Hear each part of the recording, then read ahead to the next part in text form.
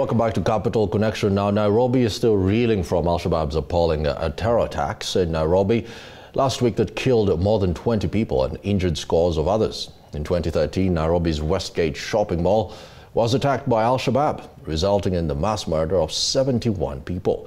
So what options are available to put an end to these acts of terror? Joining us for more on the same is Akinola Olojo, a senior researcher at the Institute for Security Studies, Transnational Threats and International Crime Program. Akinola, thanks for making time to speak to us. Thank you for having me. Let's start this off with the attack as it was. Now, earlier on, before we came on, you alluded to the fact that the index had actually come out, a sort of a research that categorizes the hotspots for terror attacks, and the usual suspects are actually on the African continent. Could you just touch more on this? Okay, according to the Global Terrorism Index 2018, one of the findings was that 2 of the 4 deadliest terror groups globally are Al-Shabaab and Boko Haram, the other 2 being Daesh or ISIS and the Taliban. I also mentioned earlier that Al-Shabaab in the Horn of Africa was responsible for the single deadliest terror attack in 2017, in October that year. Al-Shabaab has been responsible for around 1,457 fatalities as a result of its attacks, according to the findings. Now, when we talk about the issue of addressing this problem, I think the first thing is to acknowledge that we need to go beyond the use of force. We've seen numerous airstrikes, dozens of them, throughout 2018. The US airstrikes, about 46 or 47 of them. We've seen a number of Al-Shabaab militants, eliminated. During the first week of January this year, we've seen close to half a dozen airstrikes. But then that was even the period when Al-Shabaab actually struck in Nairobi. Now we need to also look at the multiple levels of management. Number one, we need to look at how we can more seriously address socioeconomic deprivation. And we're talking about communities, most especially that feel marginalized, communities that feel excluded from the polity around the border regions of Kenya, the counties there.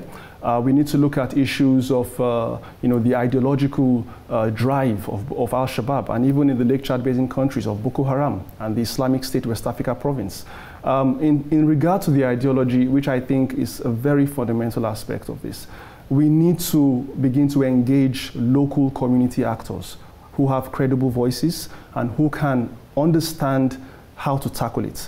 Those actors who are most familiar with the essential doctrinal elements that can deconstruct the kind of narrative pushed by groups such as Al-Shabaab and Boko Haram. Akinola, before we go any further, you've touched many points here, many facets to the problem. I just want to bring you back to what happened just last week in Nairobi. Okay. If we're to compare this to Westgate in 2013, maybe some of our viewers who might not be cognizant with the 2013 attack. This was, of course, a mall, and the response was very disorganized. There were very many branches of the military and the police force, but they were very, very disorganized. Tell me, what did you make of the response this time around when it came to the attack last week? I mean, I think we saw a lot of improvements. I think one of the things that stood out was the fact that a lot of lessons were learned. You rightly mentioned in 2013, Westgate, and even in Garissa, 2015. And even other ones in Peketoni, 2014. We saw the response, the official response of the security agencies. But this time around, I think there was an improvement. The General Service Units, which is a paramilitary wing of the Kenyan police, responded quite rapidly. Other first responders that arrived at the scene also, hit the ground running.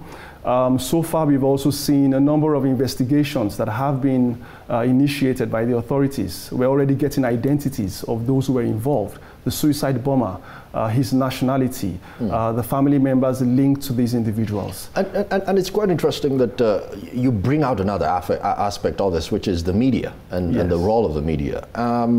There was a very contentious issue where the New York Times actually published some very horrific photos, and the Kenyan, Kenyans are very big on social media, went out and were outraged by the fact that these very graphic pictures were put up on the internet and questioned whether or not this would happen if it was a US attack.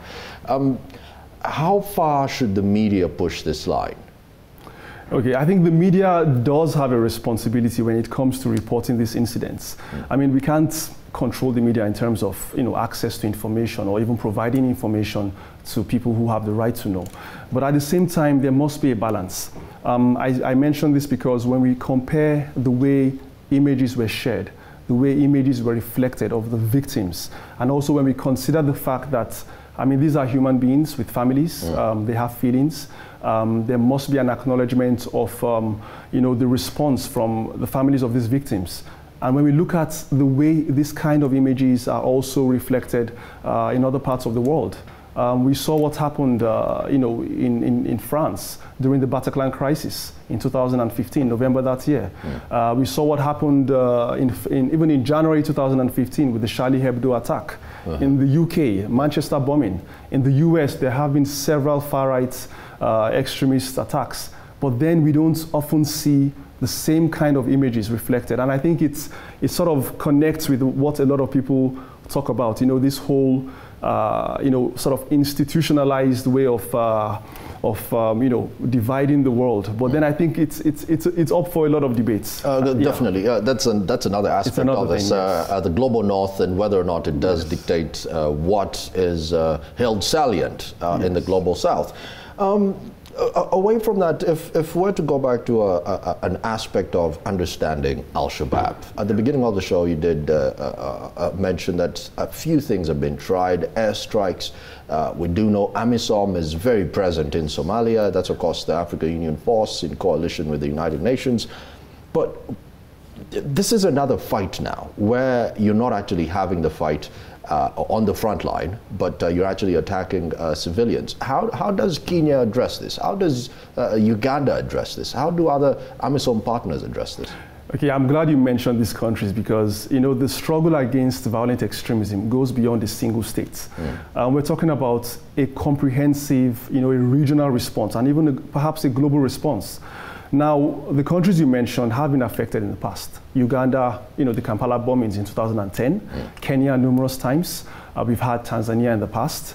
And even beyond the Horn of Africa, in the Lake Chad Basin countries, we've had Nigeria, Niger, Chad, Cameroon.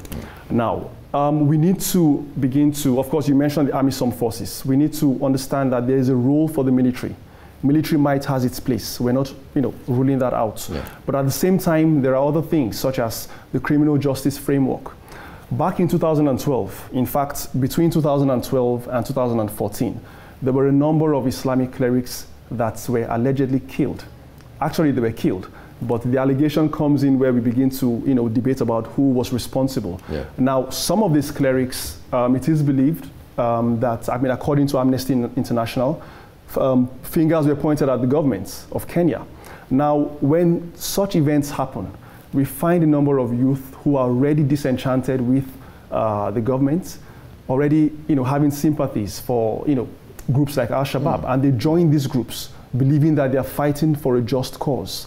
They see reason and they find evidence in their own view to support these groups.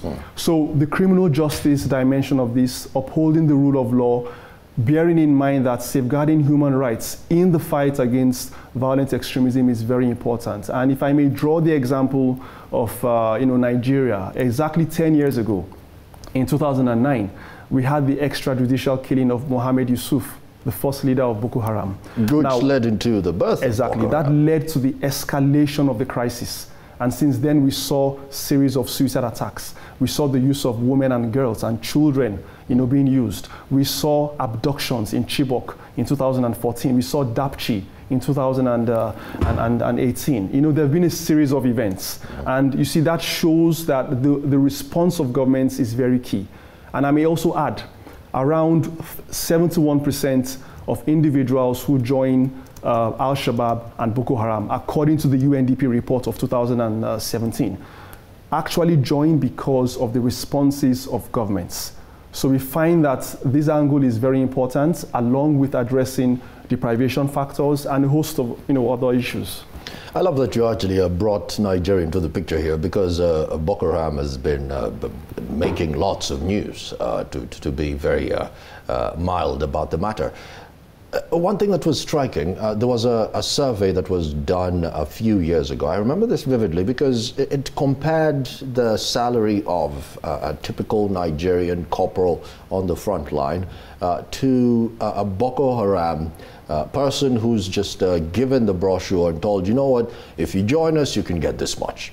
And the divide was so massive that many of these 19-year-olds, 20-year-olds were actually joining Boko Haram for financial gain because they're told, you know what, for this much, if you're willing to wear a suicide vest, you can get $10,000 maybe, as opposed to making that in 15 years under the Nigerian army.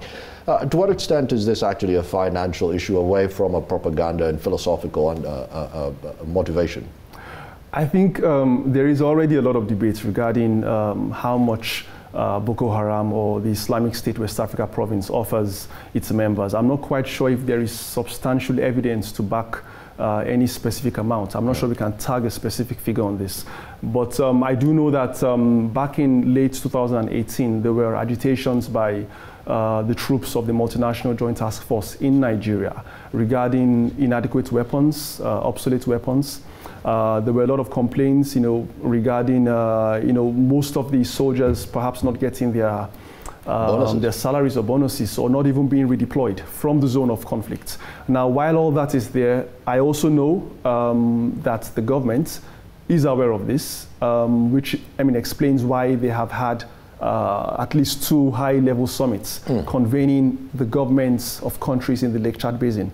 There was the last one in December last year. Yeah. And some of these issues, I believe, were raised. There has been, of course, from the budgets of Nigeria, an allocation very recently regarding what the army needs to get to be able to, finance this campaign against Boko Haram. And I think also, if we look at the fact that there is an existing national action plan in Nigeria, which was launched in November 2017. And it already has those components that are required for a comprehensive strategy against violent extremism.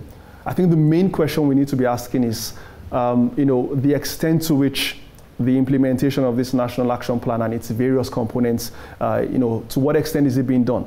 And also, a further question of the sense of urgency regarding its implementation. Akinola, lots to talk about, and we're actually running out of time. One question that I actually wanted to touch: if I'm an ordinary Kenyan minding my business, wananchi as they call them on the streets of Nairobi, I would say, you know what, these killings happening, for me, an ordinary citizen, I don't need this. How about maybe we do bail and close shop from the mission in Somalia? Very briefly, could you just touch this? I'm not quite sure if that would be any risk that AMISOM is willing to take, just withdrawing troops all of a sudden. There is a plan actually in terms of, the long-term plan and even the medium-term plan regarding the gradual withdrawal of troops. But that has to be done in a very systematic way. We need to ensure that within Somalia itself, the tensions, the political tensions between the center and the periphery, the central government and the regional states, Jubaland, Shabab, Southwest States, Galmudug, all these need to be resolved. We need to ensure that the Somali National Army, has, what it takes to be able to withstand attacks by Al-Shabab. Because whether we like it or not, the connection between internal stability within Somalia, is very strong, in relation to countries like Kenya, which is a neighbor, and even others like Uganda. So I think these are things which, are very essential in terms of withdrawal of troops, but has to be done in a very systematic way, and must, the political will within Somalia itself must be there. Akinola, a very insightful conversation. Many thanks for making time for us on this Capital Connection. I'm afraid that's all the time that we did have for this edition, and that's where we'll leave it. Thank you to my guest here in the studio, and do remember that you can watch Capital Connection every Monday and Wednesday at 6:30 Central African Time. From us, have a good night.